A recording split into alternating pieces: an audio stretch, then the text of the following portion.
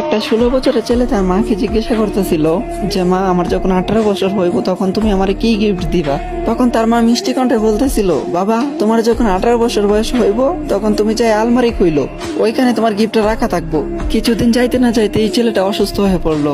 তখন তার মা তারা নিয়ে ডাক্তারের কাছে গেল। তারপরে ডাক্তারে অনেক পরীক্ষা নিরীক্ষা করার পরে জানতে পারলো যে ছেলেটার 2টা কিডনি ড্যামেজ হয়ে গেছে।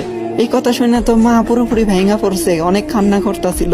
তারপরে এমনি এমনি 2 বছর কাইটা খেলো। 2 বছর পরে যখন ছেলেটা পুরোপুরি ভাবে সুস্থ হয়েছে, তখন বাড়িতে যখন ফিরে আসলো, তখন ছেলেটা জানতে পারলো যে তার মা আর বেঁচে নাই। তার মা তারা চাইরা অনেক আগে চলে গেছে। তখন ছেলেটা অনেক কান্না করতেছিল, আর কান্না করতে করতে তখন মনে পড়লো যে আলমারির কথা। তখন সে আলমারির কাছে যায়, আলমারিটা কইলা দেখলো ওইখানে একটা গিফট বক্স রাখা। যখনই গিফট বক্সটা ওপেন করলো তখনই দেখলো ওইখানে একটা চিঠি রাখা। আর এই চিঠিতে লেখা ছিল, এ আমার কলিজার টুকরা।